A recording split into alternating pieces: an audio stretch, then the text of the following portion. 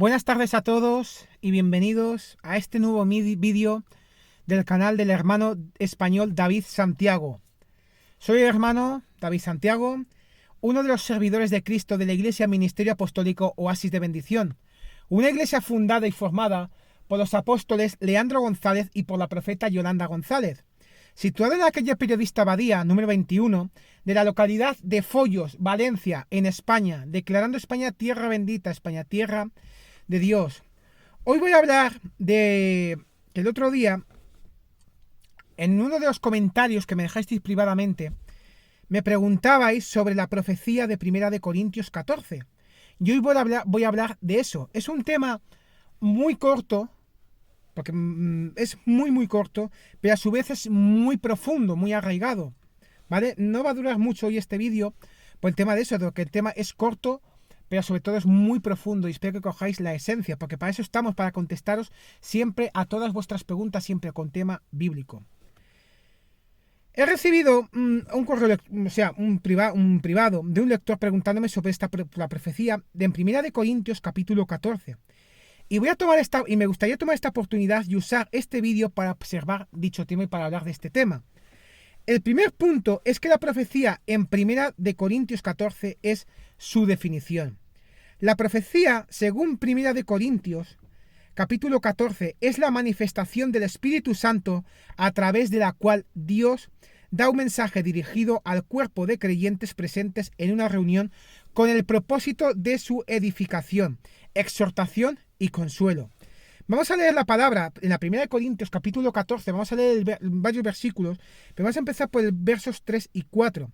Y leemos la palabra en el nombre del Padre, del Hijo y del Espíritu Santo. Pero el que profetiza habla a los hombres para edificación, exhortación y consolación. El que profetiza edifica a la iglesia. Aquí en este versículo podemos ver inmediatamente ambos elementos, la audiencia de la profecía y su propósito. La audiencia es la iglesia, el cuerpo de creyentes presentes en la reunión de creyentes presente en la reunión. El propósito de la profecía es el de edificar, exhortar y consolar a la audiencia, que es en este caso el cuerpo de creyentes.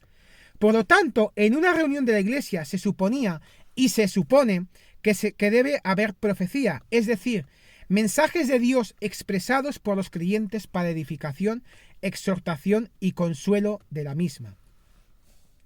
El punto 2 que voy a tratar es la profecía en 1 de Corintios 14 no es lo mismo que el ministerio de un profeta, que es lo que dice en Efesios 4:11.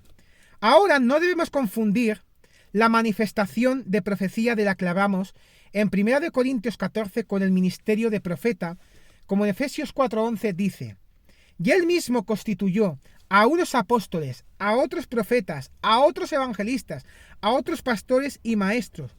El profeta de Efesios 4:11 me parece muy diferente en comparación con la profecía o el profeta de 1 de Corintios 14. Asimismo, ambos expresan un mensaje de Dios. El propósito de la manifestación de profecía de 1 Corintios 14 es la edificación, exhortación y consuelo de la iglesia local. A lo que me refiero es que no está en el ámbito de esta profecía el profetizar sobre cosas que sucederán en el futuro o lo que le pasarán a la nación o incluso profecías dirigidas por nombre a una persona en específico. Tales profecías siguen siendo profecías válidas. Sin embargo, cuando vemos 1 de Corintios 14, se habla sobre profecía, no se refiere a profecías de este tipo. Por supuesto, es posible que haya personas en la iglesia con el ministerio de profeta en el sentido de Efesios 4:11, pero no a lo que se refiere 1 de Corintios 14 cuando menciona la profecía. Como en 1 de Corintios capítulo 14, versículo 5 dice: Así que quisiera que todos vosotros hablaseis en lengua, pero más que profetizareis. Lo que el apóstol Pablo quiere, su deseo es que todos hablen en lenguas, pero más aún que todos profeticen. Como también dice en el mismo capítulo de 1 Corintios 14, versículo 31, que dice: podéis profetizar todos, uno por uno.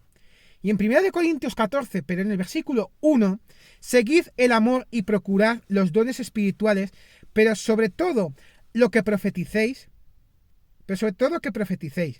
Todos podemos profetizar, es decir, expresar mensajes de Dios para edificación, exhortación y consuelo de la iglesia local. Pero esto no significa que todos tenemos el ministerio de profeta en el sentido de Efesios 4:11, cuando dice: a unos ha declarado apóstoles, a otros profetas, a otros ministros. Es posible que alguno de nosotros en el cuerpo de Cristo tengamos el ministerio de profeta, pero no todos lo tienen. Los demás ministerios también se necesitan. De esta manera, cada creyente puede profetizar en el sentido de 1 Corintios 14, para edificar, exhortar y consuelo de la iglesia local.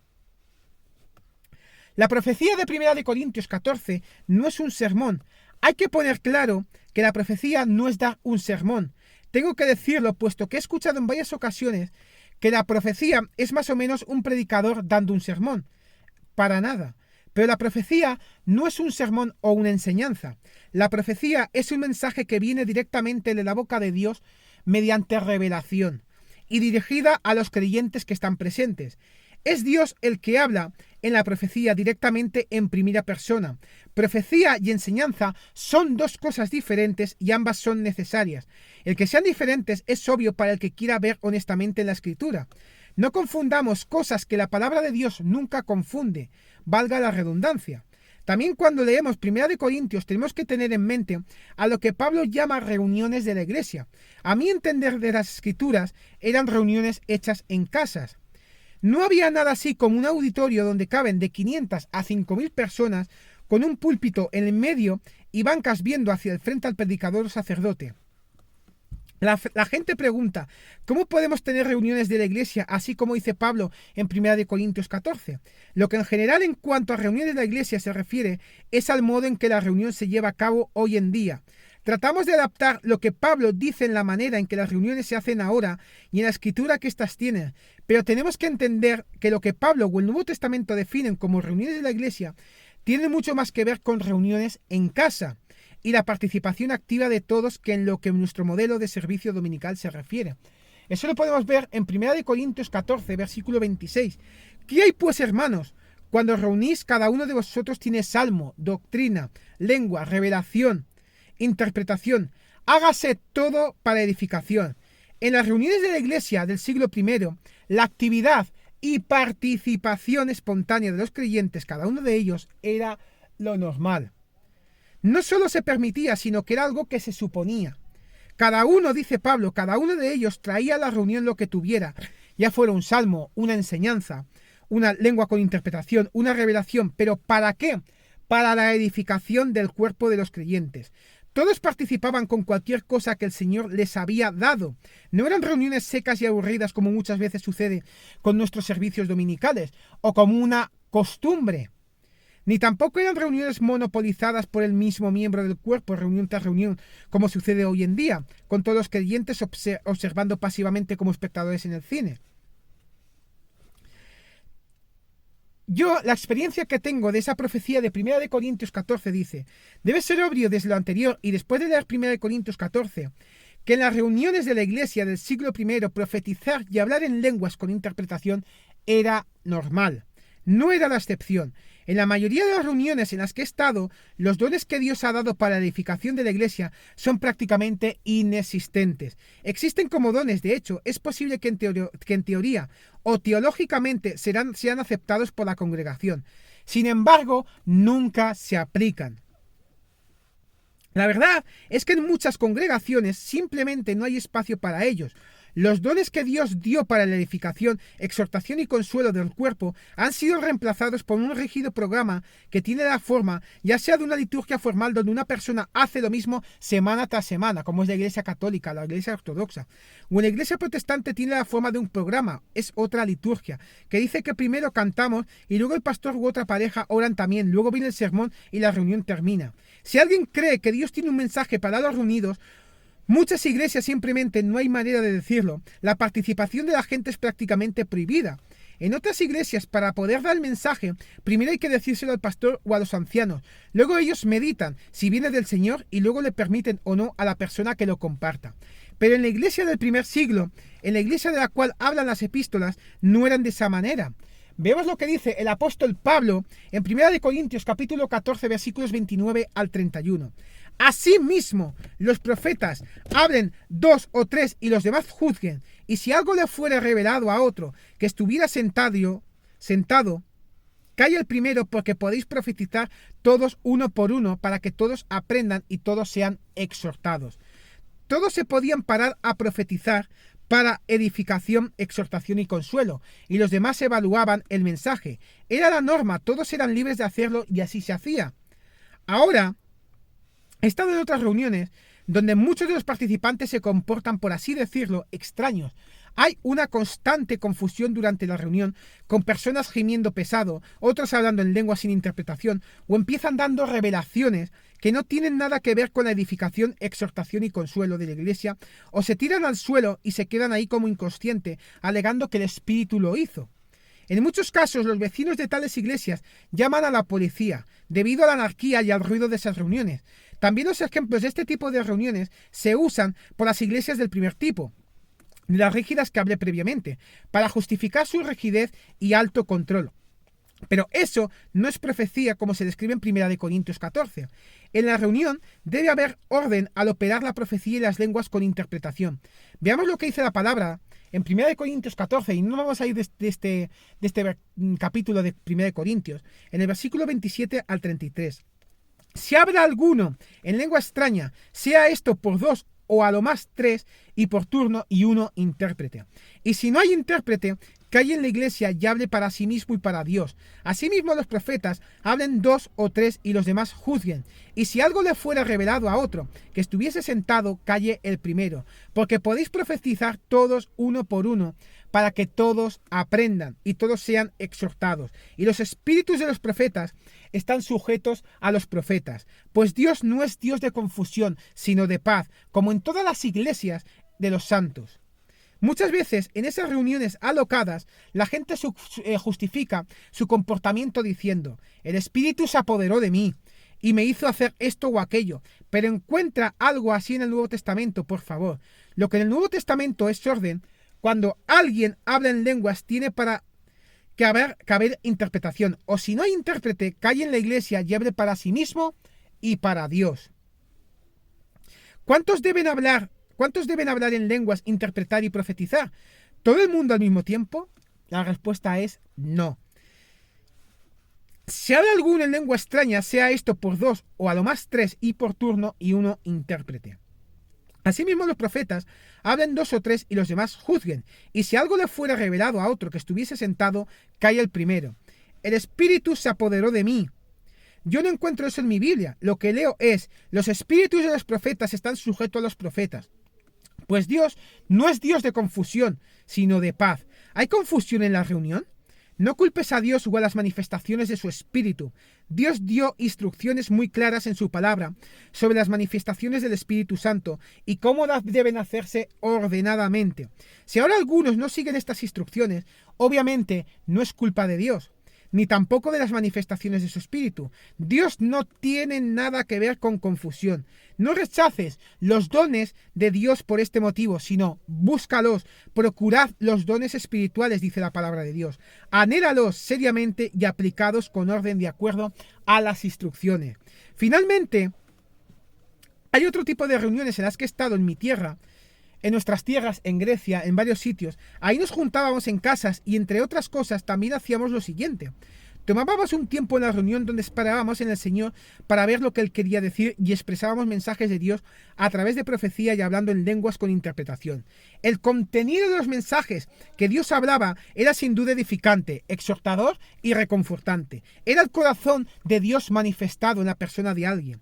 Esto es lo más cercano que lo que he experimentado el hablar en lenguas con interpretación y profecía, así como se define en 1 Corintios 12 al 14. Recientemente leí un libro maravilloso de un sacerdote griego ortodoxo que se llama Eusebius Stephanou. Él es una figura solitaria en la dominación ortodoxa griega, que extiende fervientemente un mensaje muy cristocéntrico. El libro se llama El movimiento carismático desde un punto de vista ortodoxo. Está en griego. Ahí el autor da ejemplos de mensajes proféticos reales. Les copio algunos para que entiendan la naturaleza de la profecía discutida en 1 Corintios 14. Ustedes son mis hijos y estoy satisfecho con ustedes. El Padre conoce a sus hijos y tiene cuidado de ellos. Hijos míos, entréguense a mí, díganme sus miedos, póngase bajo mi cuidado. En mí no hay ira en contra de ustedes. Quiero enseñarles conforme a mi Hijo y quiero que me conozcan como su Padre. Permítanme revelarme a ustedes y en ustedes, déjenme amarlos plenamente. No teman a mis palabras, dejen que su corazón reciba de mí. Entréguense a mí y yo los sostendré, los llevaré y conocerán mi cuidado, dice el Señor. Poniendo en un enunciado, la profecía es, por Dios mismo y en primera persona, la edificación, exhortación y consuelo de la Iglesia del cuerpo de creyentes. Yo vivo en España desde hace muchos años y yo soy ciudadano español, pero aquí en Valencia llevo más o menos como prácticamente 8 años. Y salvo un par de veces no me he topado con esta edificación, exhortación y consuelo que Dios diseñó para los creyentes a través de la profecía o el hablar en lenguas con interpretación. La profecía es un don maravilloso que en la mayoría de las veces, y esto es solo en mi experiencia personal, no se usa en reuniones muy controladas o rígidas. O se abusa en reuniones llenas de confusión donde la gente se comporta extrañamente. Me parece muy triste porque mientras no haya o se abuse de una manifestación de Dios, que Dios mismo diseñó para las reuniones de los creyentes, y de esa manera personalmente exhortarlos, edificarlos o consolarlos, lo único que se logra es que la manifestación se bloquea. Voy a concluir con la siguiente exhortación de la palabra de Dios. En 1 Corintios capítulo 14 versículo 1 dice: procurad los dones espirituales, pero sobre todo que profeticéis.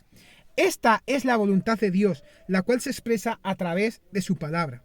La gente podrá decir muchas cosas al respecto, pero la que importa es lo que la palabra de Dios dice. Las Sagradas Escrituras. Da igual las profecías que te hayan dicho gente. Es cómo te las han dicho, quién te las ha dicho y cómo te las han dicho en el nombre de Jesús. Así es. En este día quiero levantar varios clamores. El primero de ellos, quiero declarar por todas esas almas perdidas que se encuentran en afueras, atadas con cadenas de drogadicción, alcoholismo, que no conocen a Dios o que se han apartado del Señor, invoca todo, y declaramos que esas almas perdidas vendrán a los pies de Cristo, te conocerán, y ya no querrán apartarse de ti. Y los que se han apartado de ti vendrán y como nunca antes habrán experimentado cosas del mundo y ya no querrán apartarte más de tu presencia en el nombre de Jesús. Quiero levantar un segundo clamor por mis pastores, por el apóstol Leandro González y por la profeta Yolanda González. Mamá, papá, Dios os declara sabidurías nuevas, conocimientos nuevos, os declara palabras adecuadas para declarar el evangelio allí donde vayáis, como ese hombre y esa mujer de Dios, como esos guerreros de Cristo, en el nombre de Jesús. Y os declaramos fuerzas renovadas para vuestros organismos en el nombre poderoso de Jesús. Quiero levantar también un tercer clamor por todas esas tierras, Honduras, Venezuela, Colombia, Bolivia, Rusia, Corea del Norte, China, que estáis pasando por momentos de maldición. En el nombre poderoso de Jesús, declaramos que esos príncipes, esos reyes que han querido atentar y declarando maldición sobre vuestras tierras, declaramos desde aquí un soplo de aire fresco y declaramos que esas tierras serán bendecidas. Su gente son bendecidas en el nombre poderoso de Jesús. No olvidéis dejar vuestros comentarios, dejar vuestros me gustas acerca de este vídeo. No olvidéis suscribiros a este canal, que Dios tiene grandes propósitos para vuestras vidas en el nombre poderoso de Jesús. Y no olvidéis dejar vuestros comentarios, como ha hecho este hermano, esta hermana, en privado. Dejad vuestros comentarios acerca de otros temas que tengáis en vuestra cabeza y nosotros siempre os contestaremos con temas bíblicos. Os saluda y que paséis un bendecido día vuestro hermano español David Santiago, de la Iglesia Ministerio Apostólico o unos servidores de la Iglesia Ministerio Apostólico Oasis de Bendición. Una iglesia fundada y formada por los apóstoles Leandro González y por la profeta Yolanda González. Situada en la calle Periodista Abadía número 21 de la localidad de Follos, Valencia, en España. Declarando que si estás por Valencia, por Meliana, por Follos, por Albalat, por Almácera, seas por donde estés, acércate a la iglesia. Dios tiene grandes propósitos para tu vida, en el nombre de Jesús.